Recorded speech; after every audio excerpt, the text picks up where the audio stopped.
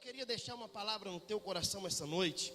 E essa noite eu queria falar com você sobre: no deserto prosperamos.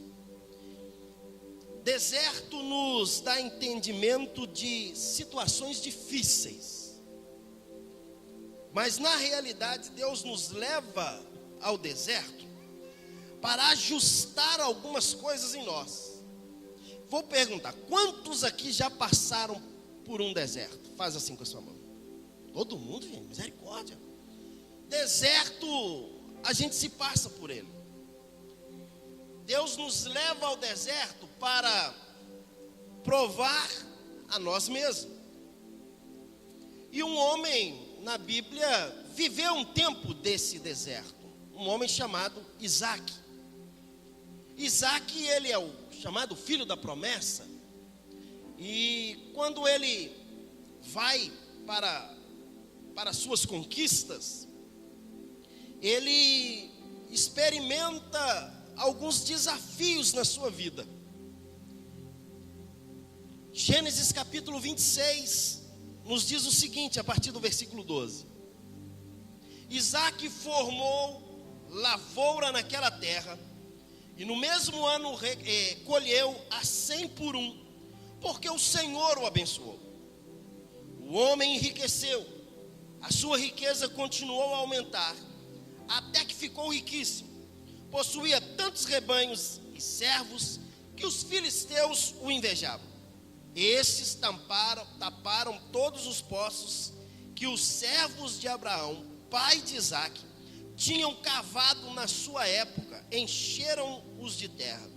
Então Abimeleque pediu a Isaac: sai da nossa terra, pois já és poderoso demais para nós. Por isso Isaac mudou-se de lá, acampou-se no vale de Gerar e ali se estabeleceu. Isaac reabriu os poços cavados no tempo de seu pai Abraão, os quais os filisteus fecharam depois que Abraão morreu, e deu-lhes os mesmos nomes que seu pai havia lhes dado. Esse texto nos mostra os desafios desse homem chamado Isaac. O texto começa dizendo que Isaac, ele prosperou, ele trabalhou. Algumas traduções vai dizer que ele semeou naquela terra, naquele lugar, naquele ano, e ele colheu 100 por um. A cada semente que ele plantava, ele colhia 100. Algo assim espetacular para o agricultor. O texto diz que ele se enriqueceu, a sua riqueza se aumentou. Mas Isaac viveu o momento do deserto. Passar pelo momento do deserto, todos nós passamos. Todos nós vivemos esse tempo. O deserto faz parte da caminhada da nossa vida. Todos nós enfrentamos crises. Todos nós enfrentamos desafios. Todos nós passamos por esse deserto, e o deserto faz parte da nossa agenda nessa terra. Não tem como nos esquivar do deserto da vida. Os problemas parece que eles vêm, e as crises vêm uma atrás da outra. Às vezes nós nos assustamos, às vezes nós nos desesperamos, porque os problemas estão aí. Essa semana para mim foi uma semana desafiadora, uma semana cheia de desafios. Mas no deserto nós vamos encontrar algumas situações, e o que nós encontraremos nesse deserto, que é parte da nossa vida, parte da nossa caminhada, nós encontraremos os entulhadores. Fala comigo, os entulhadores. Não ouvi, fala, os entulhadores. Nós encontraremos os entulhadores. Veja o versículo 15 do capítulo 26. Estes taparam todos os poços que os servos de Abraão, pai de Isaac, tinha cavado na sua época e encheram de terra. Na nossa caminhada nós vamos encontrar entulhadores, aqueles que entulham aquilo que nós estamos realizando. Quando alguém entulha alguma coisa nossa, ele está dizendo: eu não quero que você tenha, porque eu não tenho. No deserto nós precisamos de água. E o que Isaac estava fazendo? Desentulhando os poços de água que seu pai Abraão havia cavado. No deserto ainda, não somente os entulhadores, mas nós encontraremos os destruidores de sonhos. Pergunto, não responde, pelo amor de Deus. Você já teve algum sonho da sua vida frustrado por alguém? Você contar o sonho e esse alguém frustrar você. Veja o versículo 12.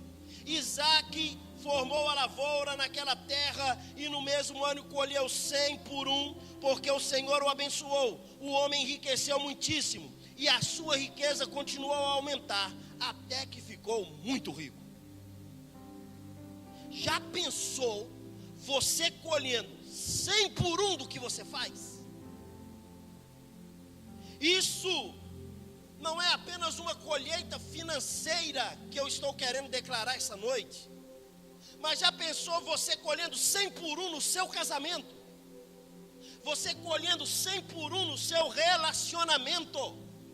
Você colhendo 100 por um na sua alegria? Na sua inteligência?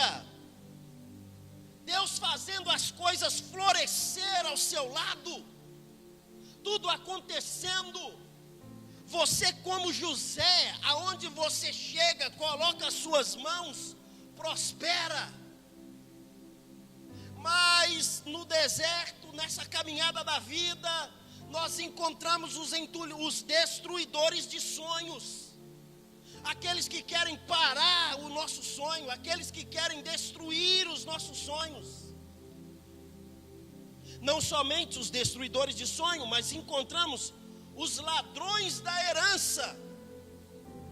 Olha o versículo 18 de Gênesis 26. Isaac reabriu os poços cavados no tempo de seu pai Abraão, os quais os filisteus fecharam depois que Abraão morreu, e deu-lhes os mesmos nomes que seu pai lhes tinha dado. Essa era uma herança de Abraão. Foi Abraão quem deixou esse poço para o seu filho Isaac. Mas agora os filisteus vêm e querem tomar. No deserto, nessa caminhada da nossa vida, nós encontramos ladrões de heranças. Pessoas que querem roubar aquilo que é a nossa herança. Ontem eu fui na igreja nossa em Vitória, e o Anderson Silva estava ali ministrando, e ele trouxe uma frase, e eu gravei aquilo para mim, meu irmão, e ele deixou bem claro, ele disse assim: quando nós não temos identidade, quando nós não temos um propósito, e quando nós não sabemos para onde vamos, qualquer pessoa paralisa a nossa caminhada.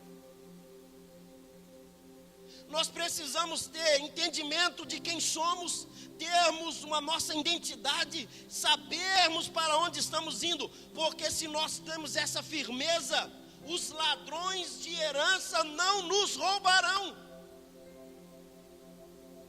A palavra do Senhor diz: tudo já foi conquistado na cruz. Irmão, eu vou dizer algo para você, eu não me frustro com absolutamente nada. Nenhuma situação tira o meu sono. Nenhuma situação traz uma frustração para mim. Nada, sabe por quê? Porque eu sei quem eu sou. E quando eu sei quem eu sou, eu sei para onde eu vou. Se você sabe quem você é e você sabe para onde você vai, nenhum ladrão da herança pode roubar aquilo que Deus determinou para a tua história, para a tua vida. O diabo quer roubar a sua herança. A Bíblia diz que ele veio para matar, roubar e destruir. Mas o salmista disse assim: olha alguém que tem convicção, olha alguém que sabe o que vai fazer, e sabe para onde está indo, e sabe quem é. Eu encontrei, Senhor. Se ele está dizendo eu encontrei, é porque ele tinha certeza do alvo que ele tinha. Eu encontrei os teus altares. Então o ladrão da herança quer tirar isso de você. E se você não ficar esperto, irmão, o ladrão da herança, ele deixa a gente um crente murcho. Qualquer coisinha, ai meu Deus do céu, agora eu não vou mais. Nos deixa murmuradores, nos deixa questionadores. O ladrão da herança nos deixa crítico. Mas no deserto da vida, nessa caminhada, além de ter os ladrões da herança, ainda tem quem quer expulsar você do lugar da bênção. Fica comigo assim: no nome de Jesus, ninguém vai me tirar do local da bênção. Ninguém, irmão, pode tirar você do local da bênção. Isaac colheu 100 por 1, mas preste atenção, o versículo 16 diz assim: então Abimeleque pediu Isaac: sai da nossa terra. Olha o rei dizendo: sai daqui, rapaz, vai embora, porque você já é poderoso demais para nós. Nós não estamos suportando você mais. Por isso Isaac mudou de lá, acampou no vale de Gerar e ali se estabeleceu. Agora preste atenção. Já pensou alguém olhando para você e dizer: sai daqui, rapaz, aqui não é mais o seu lugar? Irmão, a gente sai, às vezes a gente fica assim: estou sem chão, ai, o que eu vou fazer da vida, ai, o que vai acontecer comigo, ai, agora eu vou para onde, ai, que frustração, ai, não sei o que. Ei, se você sabe quem você é, se alguém está dizendo sai, você vai sacudir a poeira e dizer: eu vou me estabelecer no próximo lugar, porque lá existe a bênção de Deus também para a minha vida, para a minha história. Querem expulsar a gente do local da bênção, irmão. Querem nos tirar, às vezes nem acreditamos que as pessoas estão fazendo isso. É verdade ou não é, gente? Nem acredito que isso aconteceu. Isso faz parte da agenda da nossa história. Essas frustrações, isso tudo faz parte da agenda da nossa vida. Mas existe também uma outra coisa que acontece nessa trajetória, que é uma tática intimidadora. Vem a intimidação às vezes a gente está ficando intimidado. As circunstâncias vêm nos intimidando. Não vai dar certo, não vai conseguir. Está perdido, não chega. Táticas. Mas no deserto dessa vida, dessa caminhada, não só a gente vive tudo isso, mas nesse deserto, nesse tempo, é um tempo de testar coração e valores. Escute o que diz Deuteronômio capítulo 8, versículo 2. Diz assim: lembra-se do Senhor, o seu Deus, os conduziu por todo o caminho no deserto durante esses 40 anos para humilhar e para pôr à prova, a fim de conhecer suas intenções, se iriam obedecer aos seus mandamentos ou não. Versículo 3: assim ele os humilhou e os deixou passar fome, mas depois os sustentou com maná, que nem mesmo, nem vocês, nem os antepassados conheciam, para mostrar-lhes que nem só de pão viverá o homem, mas de toda palavra que procede da boca de Deus. O texto diz: ele te levou no deserto e te humilhou. É claro que Deus não precisa nos levar para o deserto para saber quem a gente é. Deus é o nosso Criador, Ele nos formou, Ele sabe. A Bíblia diz, o Salmo 139 diz que antes que a palavra saia na nossa boca, Ele já conhece. Todos os nossos dias já está escrito escrito no seu livro por Ele. Parece que há uma conotação, um negócio assim que foge. Mas por que então nos levou para o deserto?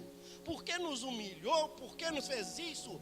Para Ele revelar para mim e para você mesmo quem nós somos. Não é Ele querer saber quem nós somos, é eu saber quem eu sou. Deus não precisa me levar para lugar nenhum para me conhecer, Ele me conhece por dentro e por fora. Mas Ele nos leva para nós conhecermos a nós mesmos. Quais são os nossos valores? Quais são as nossas atitudes quando prosperamos? O texto diz que Isaac prosperou. O tema dessa palavra essa noite é: no deserto prosperamos. Existem muitas pessoas que não têm a maturidade para a prosperidade. E Deus o permite estar nesse deserto, nessa caminhada, para Ele mesmo reconhecer e ver o seu próprio coração.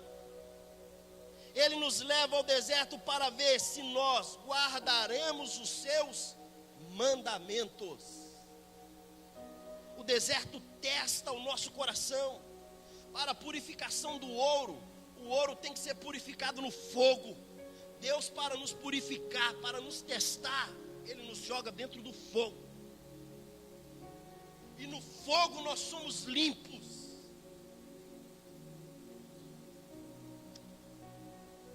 Já passou por situações que quando você olha, você disse assim: ah, se eu não fosse crente. Já passou? Se eu não fosse crente, eu ia te mostrar agora, miserável.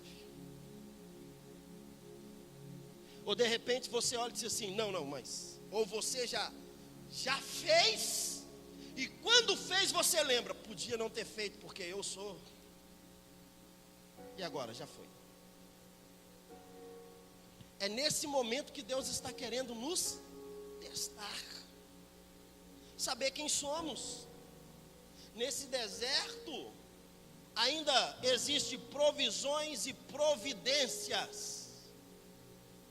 Deus não tirou o povo, Deus não tirou Isaac, Deus não levou ele para o deserto, para ele morrer no deserto. No deserto você experimenta provisões e as providências de Deus para a sua história. Olha o que diz 1 Coríntios capítulo 10, versículo 1 a 4. Diz assim: não quero, irmãos, que vocês ignorem o fato de que todos os nossos antepassados estiveram sobre a nuvem de todos os que passaram pelo mar. Em Moisés, todos eles foram batizados na nuvem e no mar. Todos comeram do mesmo alimento espiritual, beberam da mesma bebida espiritual, pois bebiam da rocha espiritual. Experimentaram 40 anos de deserto. E nos 40 anos do deserto havia uma nuvem. Essa nuvem era para refrigério. Nós acostumamos com as provisões da graça. Nós acostumamos com aquilo que Deus está realizando no dia a dia. Nós acostumamos com os milagres que acontecem conosco. Gênesis capítulo 26, versículo 12 diz que ele prosperou porque o Senhor era com ele. Nós acostumamos com a presença de Deus do nosso lado e com a prosperidade que vem sobre nós, com a bênção que vem sobre a nossa vida. Nós estamos acostumados, mas havia uma nuvem. O que essa nuvem fazia? Essa nuvem, ela trazia refrigério, mas ela também aquecia no tempo do frio. Nós não podemos acostumar com o refrigério e com o aquecimento quando está frio. Porque Deus está fazendo, Deus está fazendo maravilha, nós acostumamos. E como eles acostumavam, eles chegam de frente do mar, e aí uma abertura do mar. Veja o versículo 2 de 1 Coríntios diz: em Moisés, todos eles foram batizados na nuvem e no mar. Sabe o que ele está querendo dizer? O apóstolo Paulo está querendo dizer que eles foram identificados, unidos, Moisés significa o libertador, significa o próprio Jesus. O mar significa essa caminhada, essa diversidade que nós vivemos. E esse Jesus, esse libertador, nos conduz para a vida e a vida eterna. Agora preste atenção que a terceira coisa que Paulo relata, ele diz, também o maná, nuvem, o mar, o maná. Acostumamos com as provisões, mas lá no deserto existe a provisão, e nós não podemos acostumar. Quando o povo começou a clamar, estamos com fome, Deus mandou o maná. Todos os dias eles comeram do mesmo alimento espiritual, a mesma coisa todo dia. O maná é o alimento do céu, era algo colhido todos os dias. Mas aquele povo, eles pararam e olharam e disseram assim: mas todo dia a mesma coisa, está chato demais, já não aguento mais esse maná. Nós acostumamos com as provisões. Quantos de nós que estamos aqui não falamos, já está chata a minha vidinha, todo dia a mesma coisa, o mesmo batida, a mesma coisa. Eu vou para o serviço, volto para casa, para o serviço, encontro uma mulher, a mulher está falando na minha cabeça, pede dinheiro, eu não dou dinheiro porque é normal, e aí ela fica nervosa, briga, aí no final de semana eu quero fazer algo, ela não quer, eu quero ir para a direita, ela quer ir para a esquerda, é a mesma vidinha todo dia. Mas eles também acostumaram com a provisão da água. Estamos com sede. Deus, Moisés fala com a rocha. Moisés ia lá, falava com a rocha, saía água. Temos água. Como todos nós perdemos a paciência com a situação que está em nossa volta, com a mesmice que acontece. Um dia eles estão, água. Deus falou assim: Moisés, fala com a rocha. Moisés pegou o cajado, irado, nervoso, foi lá e bateu na rocha. Meu irmão, deixa eu te falar uma coisa. Não perca a paciência. Esteja atento com o que está acontecendo em sua volta. A rocha fala de Cristo. Não fere aquilo que é a provisão para a tua vida. De vez em quando eu escuto alguém dizer: eu coloquei Deus na parede. Já ouviu alguém dizer isso aí? E eu coloquei Deus na parede, e eu falei com Deus. Irmão, quem coloca Deus na parede só pode ser louco, gente. Se der um sorvete para ele, ele vai bater o sorvete na testa. Não é possível.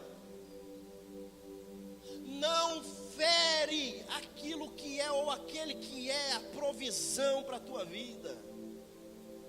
E em quarto lugar, não irrite ao Senhor. Sabia que tem hora que a gente fica irritado com a situação que ocorre, mas a gente também irrita a Deus. A gente irrita a Deus. Olha o que diz 1 Coríntios capítulo 10, versículo 6, diz assim: estas coisas, quais estas coisas? O texto anterior que lemos, que eles passam no mar, que foram batizados no mar e na nuvem e tal. Essas coisas ocorreram como exemplo para nós, para que não cobicemos coisas más como eles fizeram. Não sejam idólatras como algum deles foram, conforme está escrito: o povo se assentou para comer carne e beber, e se levantou para se entregar à farra. Não pratiquemos imoralidade como algum deles fizeram, e num só dia morreram 23.000.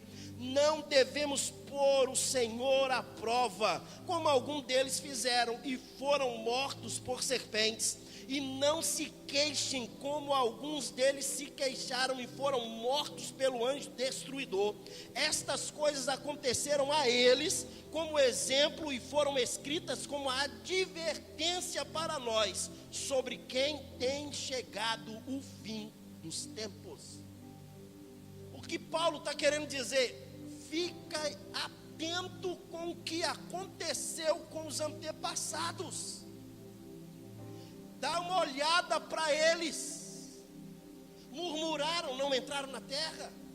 Foram idólatras. Moisés desceu, viu o bezerro, quebrou o bezerro, fez arruaça com eles e destruiu muita coisa. Eles quiseram algo e Deus se ira. O povo que reclamou de Deus e diz: não aguentamos mais esse maná, esse pão vil, esse maná horrível. Irmão, o que vem de Deus, o que vem do céu não pode ser horrível.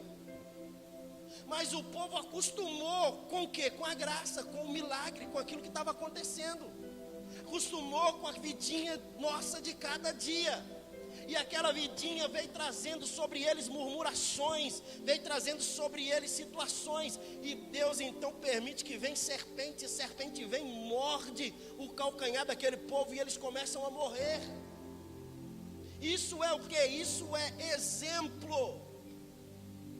Eu e você precisamos estar atentos nesses dias. Vigie, irmão, para não sermos imorais, para não sermos beberrões, para não sermos incrédulos, para não irritar ao Senhor.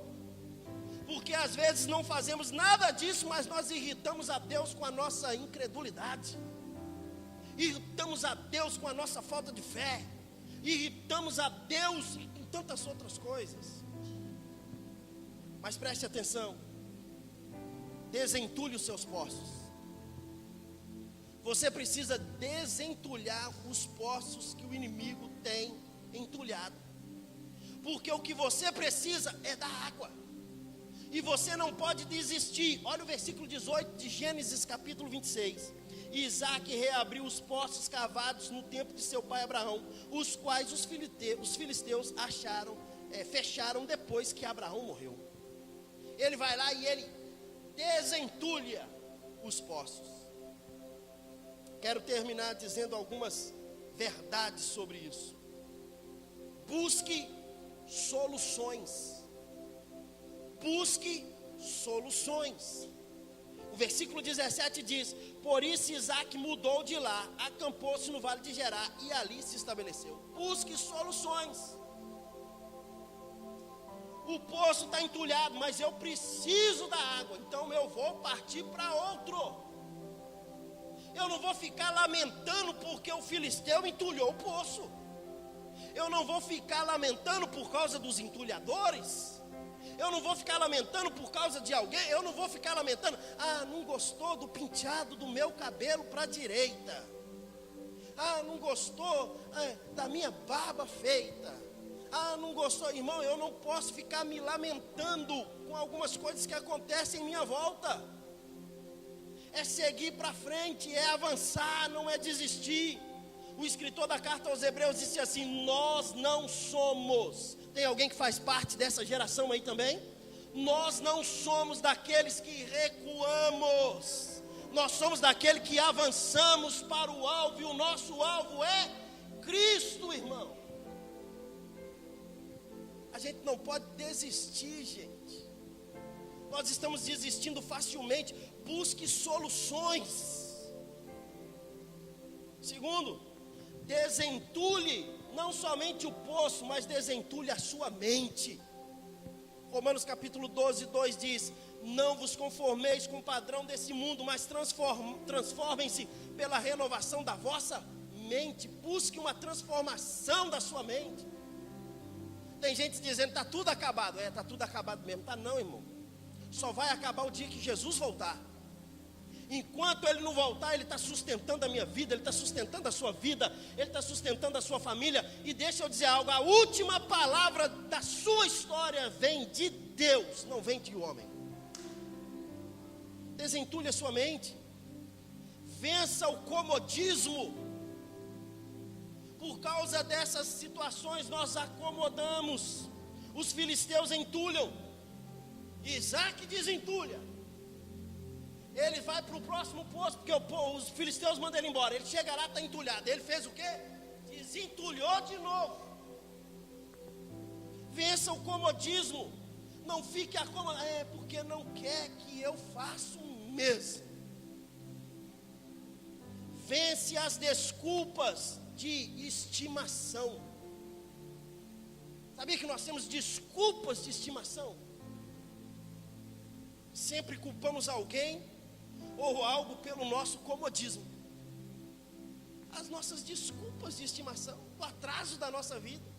Ah, pastor, é porque o senhor não sabe como foi a minha infância. Quantos anos você tem, irmão? 45. Pô, a infância até os 14, 15, 16, irmão. Já passou bastante, né? É porque o senhor não sabe como meu pai me criou. É porque o senhor não sabe o que aconteceu comigo na igreja anterior que eu era. Irmão, a gente precisa acordar para a vida. Vença as desculpas de estimação. Nós estamos com desculpas de estimação, desculpa que faz parte da nossa caminhada. As mesmas desculpas, estamos igual ao programa do Chaves, as mesmas desculpas, na mesma hora, no mesmo lugar, no mesmo canal, não mudamos, somos os mesmos.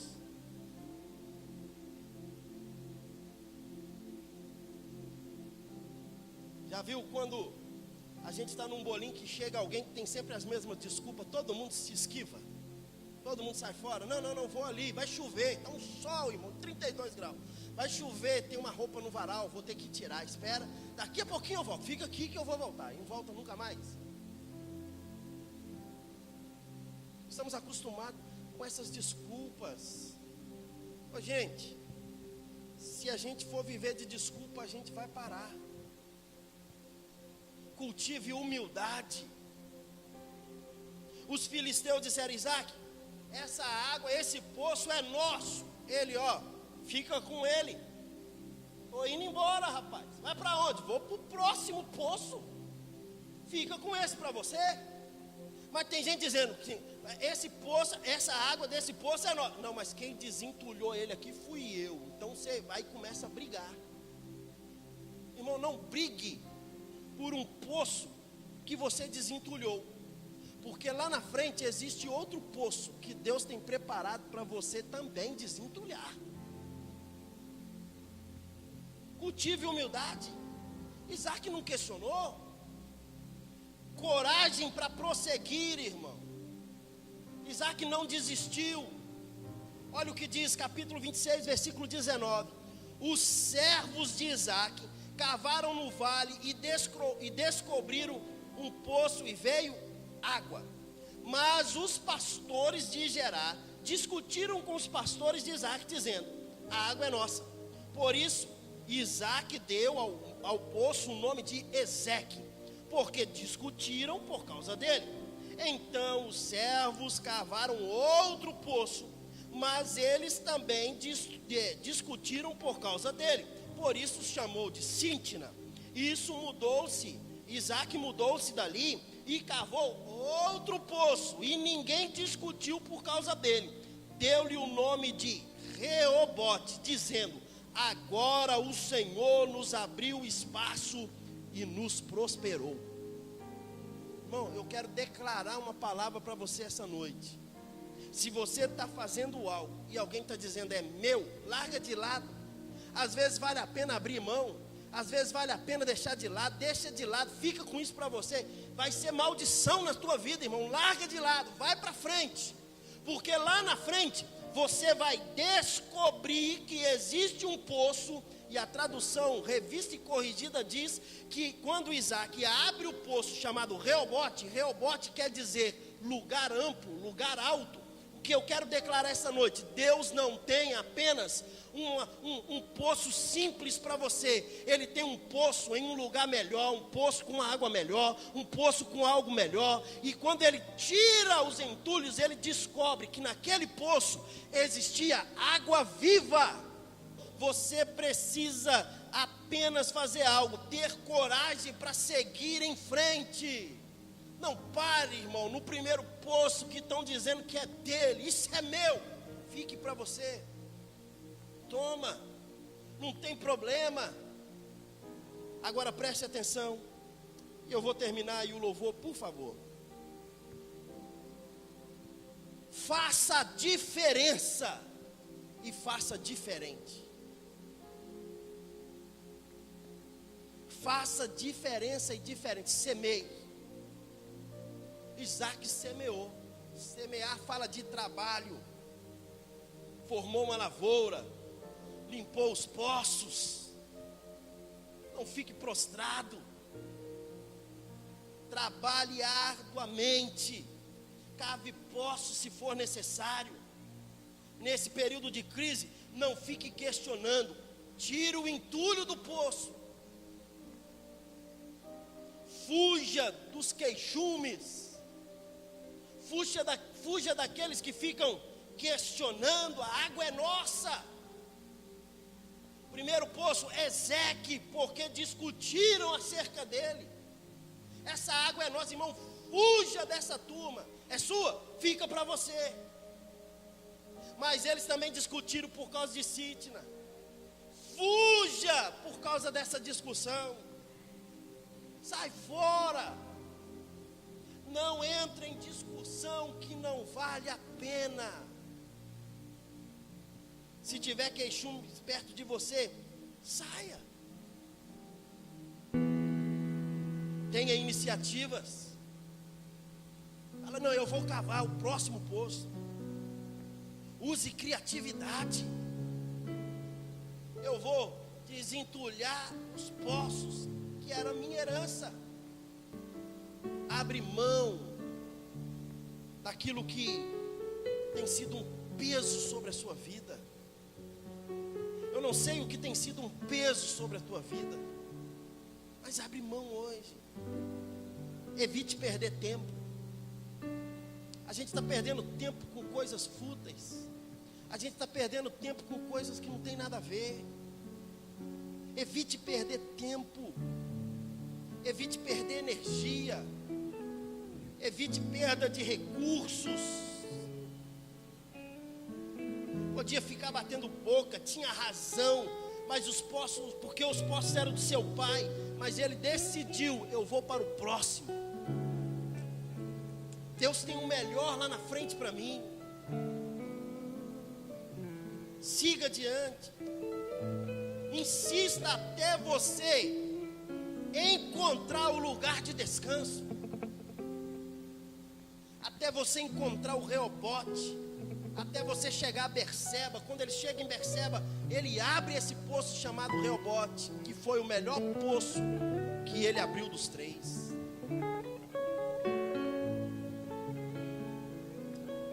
Mantenha suas raízes. Não abre mão da sua integridade. Não abre mão de você mesmo.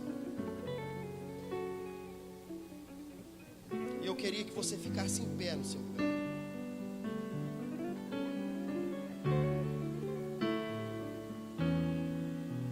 Nas crises, o desespero, a impaciência, a desesperança vem. Ela vem e vem forte. O que eu quero falar com você, esfria sua cabeça. Olha para você mesmo. Diga, não, eu vou fazer diferente. Vai ser diferente na minha vida. Essa noite é uma noite de você sair daqui pensando um pouquinho. Se no deserto prosperamos, eu preciso então ter atitudes diferentes nesse deserto, porque senão, por certo, esse deserto vai me engolir. E se o deserto faz parte da agenda da minha vida, e se eu não passei por ele, eu ainda vou passar, eu tenho que aprender que nesse deserto, a minha vida tem que ser diferente. Eu preciso fazer algo novo. Eu preciso fazer algo diferenciado. Eu queria que você fechasse os teus olhos, pensasse um pouquinho na tua história.